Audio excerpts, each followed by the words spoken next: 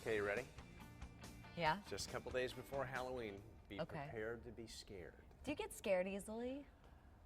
I don't think so. I get startled easily, but I don't. This kind of stuff doesn't work on me. But it can be a little creepy out there. I get so creeped out. Okay, so we're talking about this because we're going to show you some of Connecticut's most haunted places.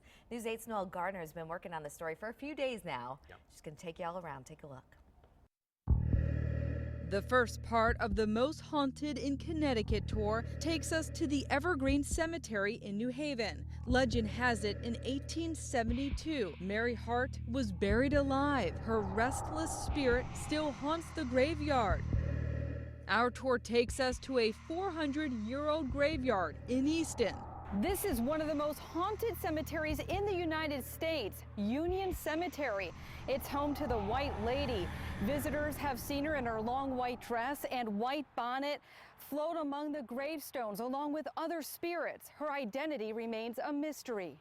The lady in white has also been seen here at the Stephanie Cemetery.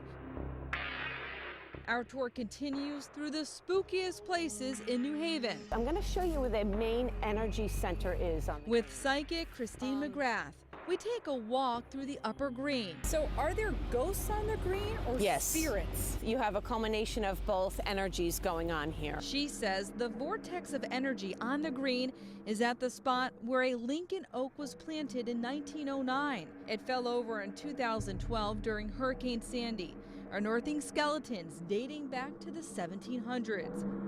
The Yale Information Center has a lot of paranormal activity. It was J.P. Morgan's great-grandfather's home. Now, in the late 1700s, the British invaded New Haven and they kicked the Pierpont family out, and it became a makeshift British hospital. And you can imagine the blood that poured in this house. There's a bride that hangs out at the house and has lots of company. There's also a 6-year-old girl that looks out the left-hand top corner window. Next, our ghostly adventures take us to the New Haven Public Library, where a woman was murdered in the 70s. By a man who used to follow her from afar.